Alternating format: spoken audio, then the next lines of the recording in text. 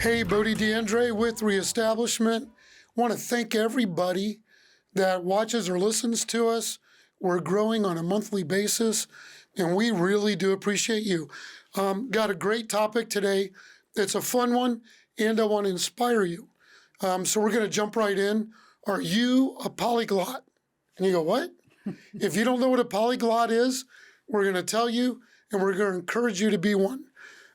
So what it is, it's a person that can speak multiple languages.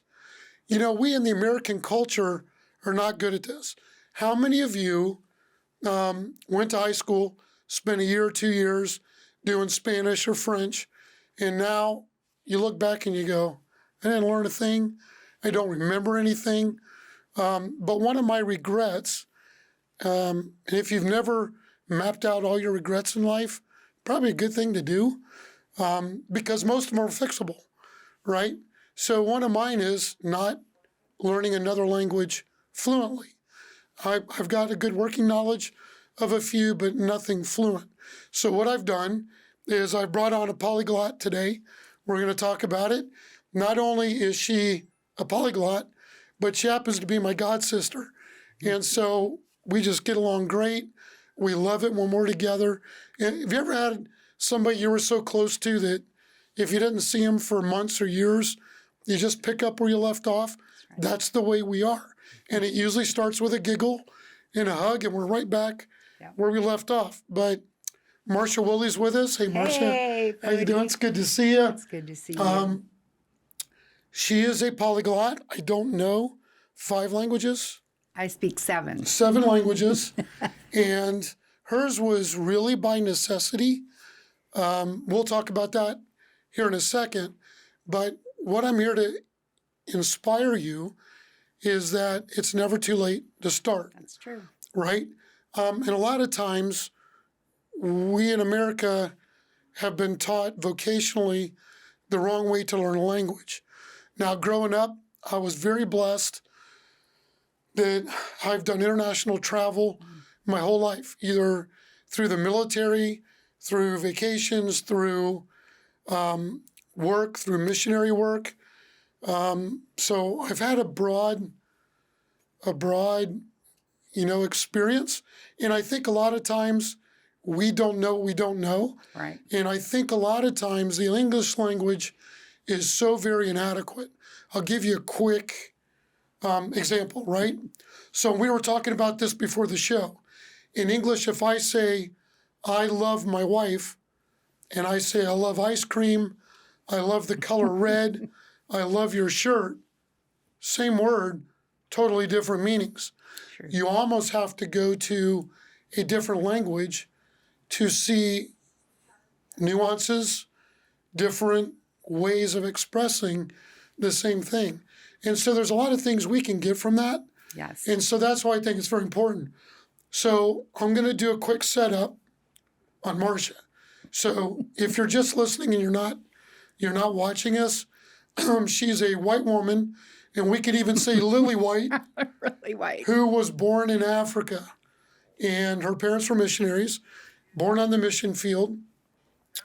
And so she was the only white girl or a white person outside of her parents, only child at the time. And if she didn't interact with other kids and other people, she would have been pretty much illiterate, other than just her parents. And so she learned various languages by just playing around. So Marcia, that's the quick setup. But here's the one thing that's kind of odd. One of your languages is French. Yes. And your language command of French is not just verbal slang. It's actually very high-end French. Yes. Almost Parisian dialect.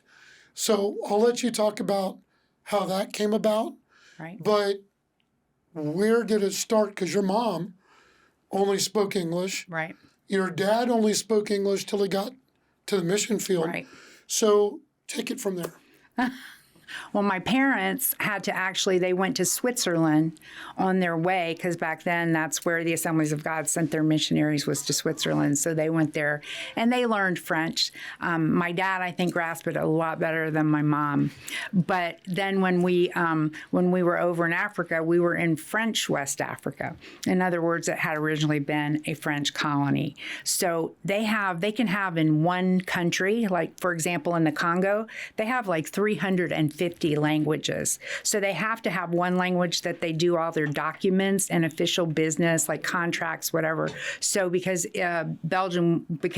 Congo was a Belgian colony, that is in French. And also French West Africa, like Togo, where I grew up, it's French. Mm. So when I got old enough to go to school, it was in French. And French is a beautiful language. Oh, and yes. If you speak French or you speak Spanish, that's an excellent place to start to listen to other languages. People always say to me, "You speak 7 languages?" And I'm like, "Yes." "Oh, so I'm sure you speak Spanish." No.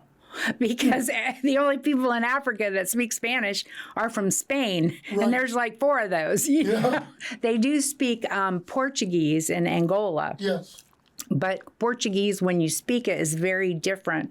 Although I did realize that when you write Portuguese, I can totally get it. I don't know why, but I realized that when my husband worked there for a while and we went to church and they had, the songs up on the wall and I went, "Oh my gosh, I can totally understand this language." Yeah.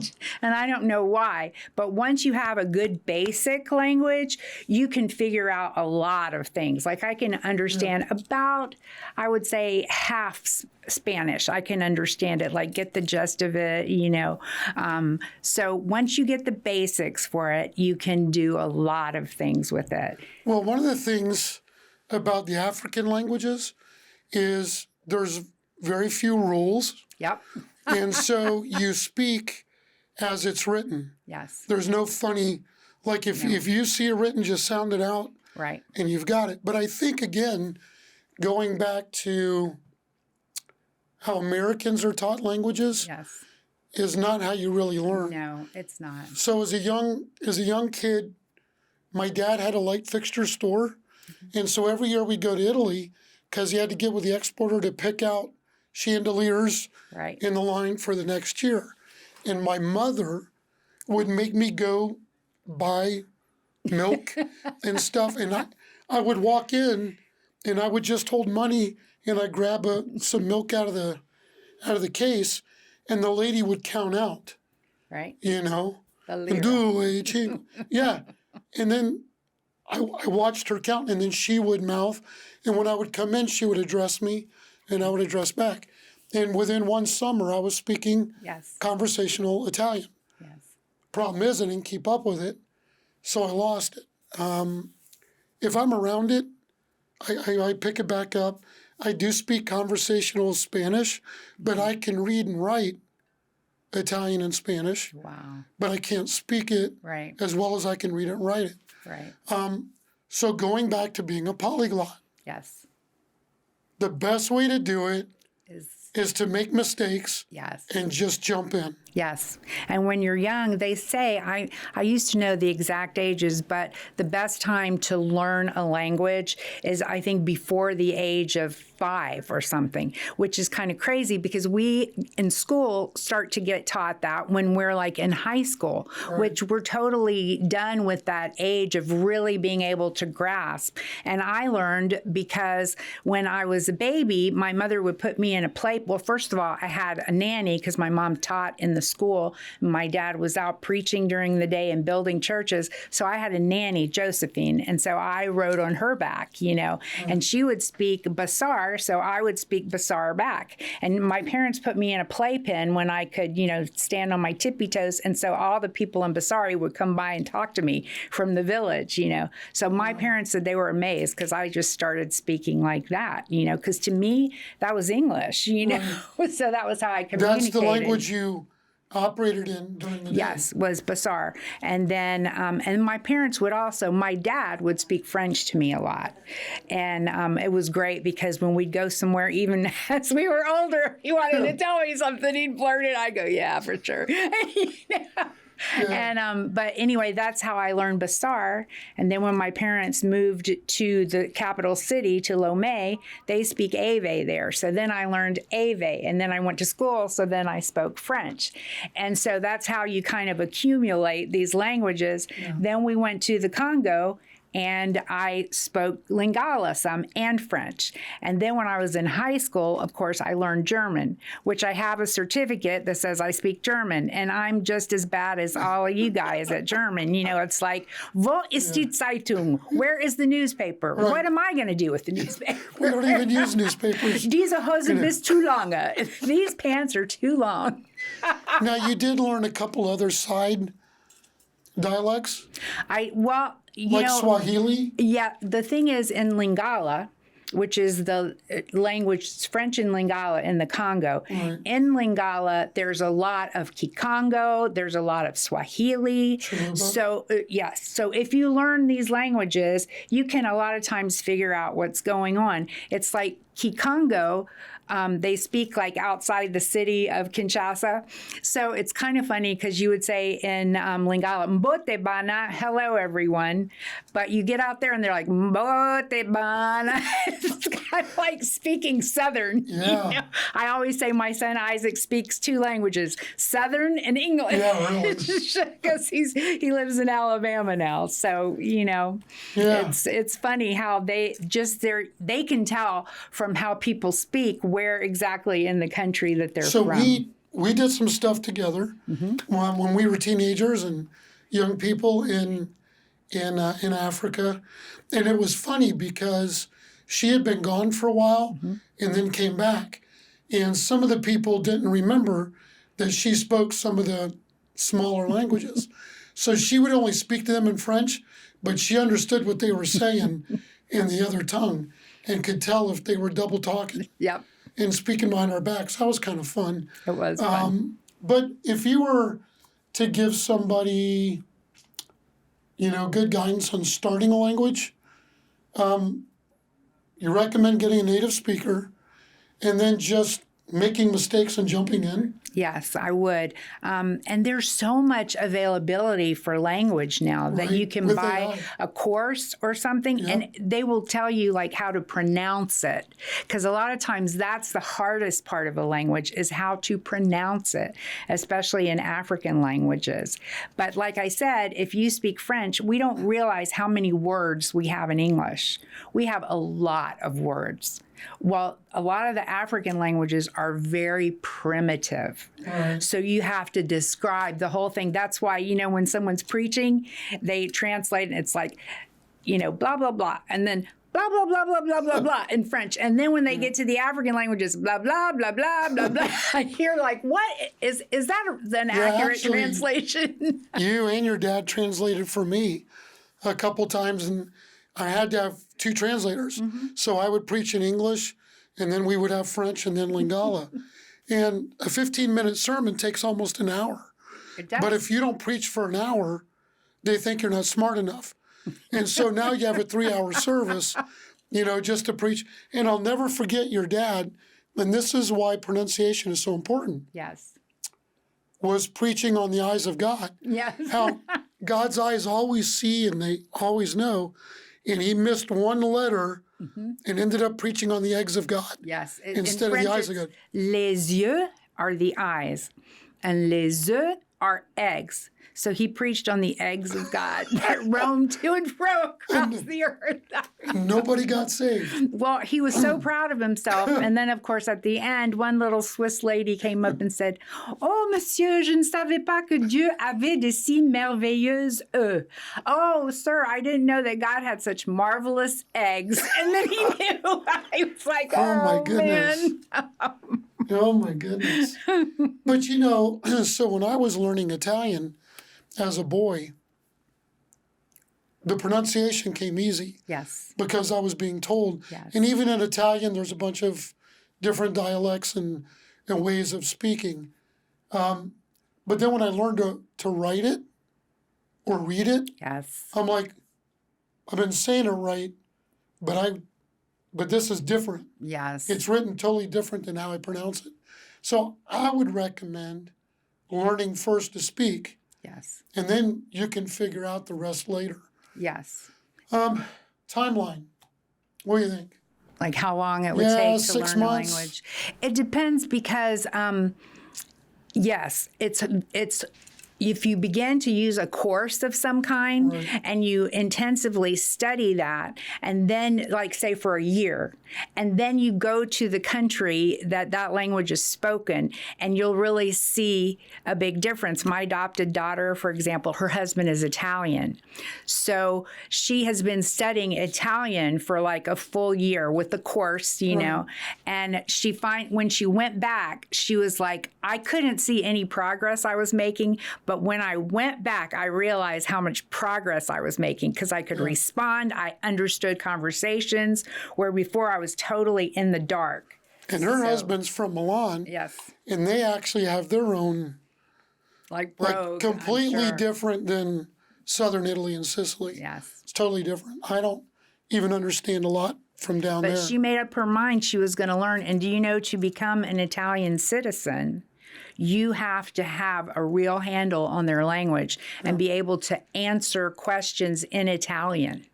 So I found that really, really interesting. Yeah. You know, and you said from the beginning, I think one of the greatest things is once you get one of the romantic languages, and they grade them most difficult to easiest. Yes. The romantic languages of French, Portuguese, Spanish, Italian, they're one of the easier ones. And like you said, we have a lot of English words that come from those languages that if you get one, you can figure out a couple of the other ones. Exactly. If you really need to. And so I think it's so important because it does open your eyes. Yes. I know sometimes I will read out of a Spanish or an Italian Bible just because it's more descriptive than an American Bible or an English Bible, and I like that. Plus, the other thing that's fun is you get to listen to other people talking other languages and kind of listen in, and they don't know that you know. Yes. So it's kind of a fun thing to do. But I would recommend everybody, especially if you're a parent or grandparents, dust off the old languages. Get your kids and grandkids to learn or listen in another language. My son, and something else we have in common, is we each have a child with learning disabilities. And my son was watching Peppa Pig and learning like to speak English like he was from England. Yes. And he was calling my wife Mum. Hey, Mummy. I'm like, no, we're in Florida. It's like, hey, Ma. You know. I know. So they pick it up quick. They learn it. And I think it's really, really good. It is. And you'll enjoy it. It'll open your eyes. It'll make you more comfortable in dealing with people from other. And, you know, like I said, when you go, especially like Dutch, you know, they speak 3 or 4 different languages easily. Yes. And they speak English really well because it's an easy way to form the letters from Dutch to English. And they don't have a problem making mistakes when they talk. No. And it's fun. And most of the time, they want to help you correct. Yes. And they do it gently. Yes. And so it's not to bash you. The French, on the It's to other help hand, you. Totally different. will bust your chops. Totally different. Unless you're in northern France, then they're still pretty good with Americans. Yes, they're very nice. Yep. So what are you doing these days? And are you using these languages? I work in cosmetics, believe it or not. And I don't know how people work in cosmetics without speaking French. Because they'll go, where's this? Where's that? And I'll say, it says right on here what it is. Then I realize, oh, that's in French. Because, I mean, so many of the things are in French. Because they're from overseas or have like Chanel and origin overseas. But so I work there. I speak to a lot of Haitian people and a lot of Canadian people. So it's really interesting. Canadian French is French, for the most part. Yes. Haitian French is Creole. Haitian French is French on crack. Yep. I totally get it, but I'm like, okay. So I use it a lot there. But my husband also is the international secretary for the full gospel businessmen. And so we travel all over the world. And so I get to use my French to many, many people in Africa. Does he speak any other languages? He doesn't. He has me as his translator. Okay. So well, that's what I did with you. You were my translator. So I'm his translator. Yeah. But that's just not his thing. I think some people, that's their thing to listen. And especially if you're musical, I find musical people really pick it up quickly. And I want to encourage, too, people that spoke a foreign language as a child, it can still be there. When we would come home on furlough, I would just totally not speak the language for like a year or a year and a half. And when I would go back, I would be like, what's wrong with my brain? I don't understand these people. But then after a few days, I would start to hear it and recognize it. And after like a couple weeks, it was right back where it was. So it's in the computer, but it has to come up. So interesting you brought that up. My ex-father-in-law, when he got older, he had dementia. Mm-hmm. And he would sit on the couch and he would begin speaking in Italian. And the kids and the grandkids didn't even know he knew it. He had learned it as a child, and it was repressed and never used. And in dementia, he would start speaking almost fluent Italian. Wow. And so it's in the brain. Yes, my son's adopted from Kazakhstan, and he spoke, we adopted him when he was 6.5, and he spoke amazing Russian. And now he swears he doesn't speak Russian, but I'll bet you when he goes back, he's going to go back this summer that he'll speak Russian again. Yes. So it's down in there. So just, if you expose yourself to it or get, some DVDs or something and listen to it, I really believe So here's a question I have for you, and we'll end on this. Do you dream in other languages? I dream in French. You do? I dream in French, and it was so funny. The other day I was watching a movie. My son showed me how to get on Prime. So I'm like watching all these movies, and Miss Nita, who lives with us, she came in and she's like, how do you enjoy this movie? And I'm like, what? She goes, I can't understand this movie. I said, why? And then I realized it was in French, and I didn't even say, this is a French movie. I just started watching it, and I was like, this is a good movie. This is a great movie. But it's because so much of my life is intertwined, you know, and my real language is French, I would say, because it's my first language to write. And, and so you would say that's your primary? Well, I learned to read and write, and I still come up with words in English that I'm like when you said polyglot, I'm like, oh my God, do I have a disease? Yeah. There's still words in English I don't really understand. And when you translated for me, you were pretty quick. Of course, we were a lot younger. Yes. But there are some words that don't translate quickly. There are. But you did very, very well. Thank you. And every now and then you would get stuck. If I say something If I say something really weird, I know. Like if you say I flipped out, it's like, ooh, you could say, well, I became very excited. That's the way to translate that. But some of our vernacular lingo, it's not. So that when I was easy. in college, there was a group of kids from South Korea that they spoke good English, but it was the nuanced English. So I worked a deal with them. I didn't learn Korean. But I said, if you will train me in martial arts, I will help you with your English. And they were all black belts, and so they taught me martial arts for free. But what they had a problem with was emotions. So he would say, when you get chicken skin? And I go, goosebumps. Yeah, chicken skin. So we would talk about emotions because they didn't learn that in school. Right. That's not the way that they were taught English. That. So to express yourself, your inner self, made it kind of difficult. So that was the deal we did. And so I got better at martial arts, and they got better at English. Better at emotional English. I could have messed with them, but I didn't do it. And I learned to eat kimchi. Wow. Thank you for being on today. It was so good to have you. You're welcome. And I just wanted to encourage people. I've been wanting to do this topic for a long time, to open up yourself. Make yourself a little vulnerable to learn another language. It's never too late to learn. That's right. And it will open your eyes. And it's something fun to do. Yes. And it uses a different part of your brain. So thank you for being with us today. Thank you for having me. And it's good to catch up with you and hear what you're doing. Yes. And you're going back To Africa? We go back usually about once a year. I'm going to be going to Armenia in just a few weeks. Okay. So we're excited about that. We're going to be right on the border of Iran. So we're not going to get lost or anything. Take a helmet. Yeah. Good compass. So we're excited about that. Well, I'm glad you're still out doing God's work around the world, you and your husband, Doug. And Amen. It's a joy to be with you whenever I can. Amen. And we need to do something with the families and get everybody together again. Yep. So we'll do that. Thank you for watching us.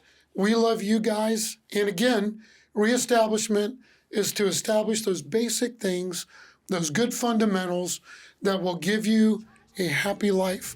And we want God's best for you in everything you do. See you next time. Raise your hands up. Raise them up. Reestablishment. Leave not incomplete. Let's talk. This episode of Reestablishment is brought to you by Man360.tv, a show for men about manly things. Check it out, Man360.